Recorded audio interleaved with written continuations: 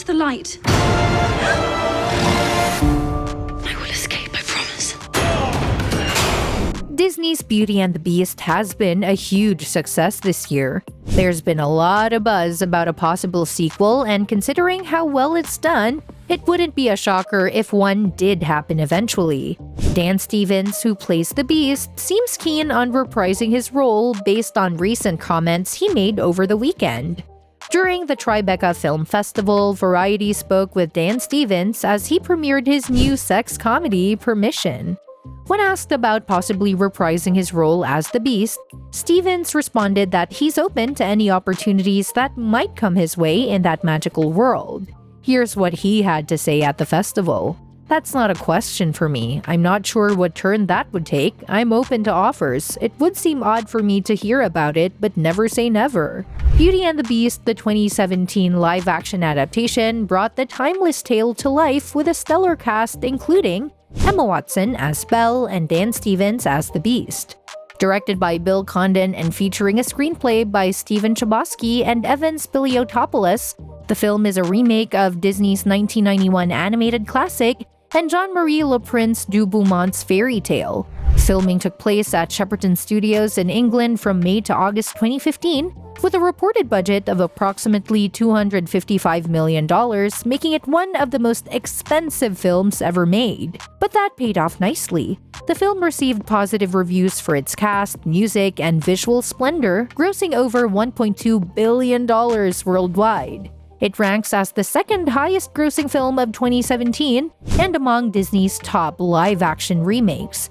Beauty and the Beast also earned Academy Award nominations for Best Production Design and Best Costume Design at the 90th Academy Awards, cementing its critical and commercial success. With its fabulous reception by critics, the audience, and the box office, it's likely that a sequel will happen. If a sequel happens, it will likely continue from where Beauty and the Beast: The Enchanted Christmas left off. Released in 1997, it's a direct-to-video animated Christmas musical fantasy produced by Walt Disney Television Animation. Serving as a follow-up to Disney's 1991 animated feature film Beauty and the Beast, The Enchanted Christmas sold 7.6 million VHS tapes in 1997. This film is one of the two sequels to Beauty and the Beast, the other being Belle's Magical World, released in 1998. In terms of the storyline, the plot revolves around a Christmas celebration hosted at the Beast's castle shortly after the curse is lifted by the enchantress. The castle is filled with villagers who join in the festivities.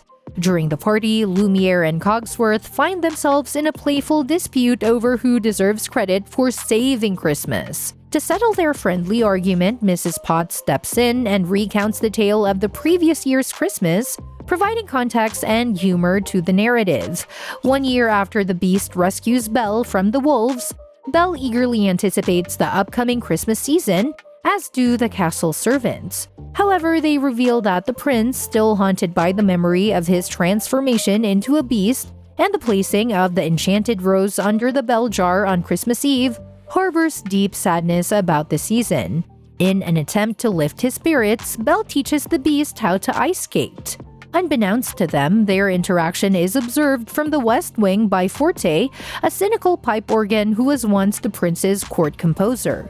Forte, preferring his enchanted state and dreading the spell's potential end, dispatches his minion, Fife the Piccolo, to sabotage the blossoming friendship between Belle and the Beast.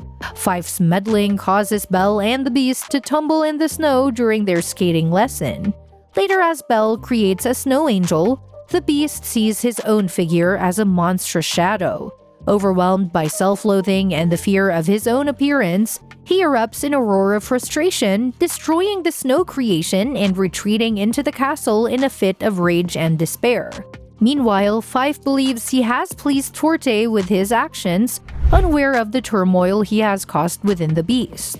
Despite the Beast's initial reluctance, Belle decides to celebrate Christmas against his wishes.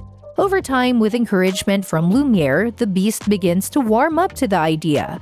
However, Forte, the cynical pipe organ, intervenes by manipulating the Beast's emotions.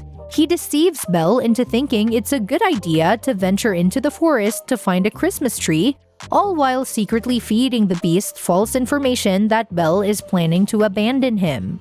Under Forte's influence, the beast falls into a rage, destroying the Christmas decorations in the dining room and storming outside to confront Belle. This leaves the castle in disarray, and Angelique, who takes pride in decorating the castle, is devastated. Meanwhile, Belle and some of the castle servants manage to find and chop down a tree for Christmas. During this excursion, Belle falls through thin ice and nearly drowns. The beast, realizing the danger Belle is in, rushes to her rescue and saves her just in time. However, consumed by anger and hurt, the beast imprisons Belle in the dungeon, accusing her of breaking her promise not to leave. This action reflects his inner turmoil and the conflict between his feelings for Belle and his fear of abandonment. As Belle finds comfort with the servants and a remorseful Fife inside the castle, Forte seizes an opportunity to tempt the beast into destroying the enchanted rose, a symbol of their dwindling time to break the spell. However, as the beast reads the storybook Belle left him, he has a change of heart. The book reminds him of Belle's desire for his happiness and her wish for him to let go of the past. Moved by this realization, the beast releases Belle from the dungeon and agrees to embrace the spirit of Christmas. Forte, feeling powerless to stop the growing love between Belle and the beast, makes a desperate attempt to bring the castle down, believing they can't fall in love if they're dead. Fife, however, confronts Forte, revealing the truth about the blank solo promise and confronting him about being forever relegated to second fiddle. The beast arrives to confront Forte, now resolved and determined. With the help of Lumiere, Cogsworth, and Angelique, Belle joins the beast in facing Forte in the West Wing. Fife points out Forte's vulnerable spot, his keyboard, which he clambers up to remove, stripping Forte of his powers. In a burst of fury, the beast destroys Forte's keyboard, causing the pipe organ to come crashing down and ultimately ending Forte's threat.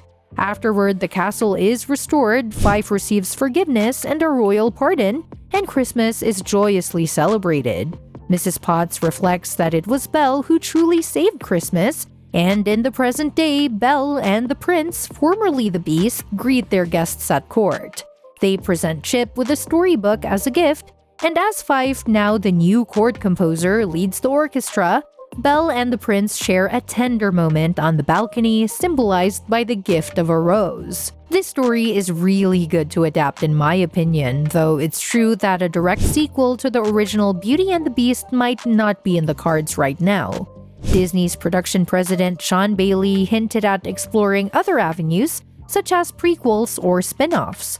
One intriguing possibility is delving into the backstories of the various enchanted characters from the Beast's castle before they were transformed into household items. This could include exploring characters like Lumiere, Maestro Cadenza, Madame de Garderobe, Plumette, the Enchantress, Chip, Cogsworth, and Mrs. Potts, among others. Additionally, there's a talk of a potential spin-off focusing on Gaston and LeFou, expanding on their dynamic from the original story. While a direct sequel may not be imminent, these potential projects offer rich opportunities to further explore the beloved characters and expand the magical world of Beauty and the Beast. Beauty and the Beast, directed by Oscar winner Bill Condon and featuring a score by Alan Menken, brought a fresh take to the beloved story with new recordings of classic songs by Menken and Howard Ashman, along with new compositions by Menken and three-time Oscar winner Tim Rice. As for potential prequels or spin-offs, it remains uncertain whether Condon will return to direct any of these projects. Fans are eagerly awaiting confirmation on the future direction of this cherished franchise. Well, that's it for today. Are you hoping for a sequel to continue Belle and the Beast's story? Or are you more intrigued by the idea of exploring the backstories of the Enchanted Castle's inhabitants? Drop your thoughts in the comments below. Don't forget to like this video and subscribe for more updates on your favorite movies and stories. Until next time, stay tuned and stay enchanted.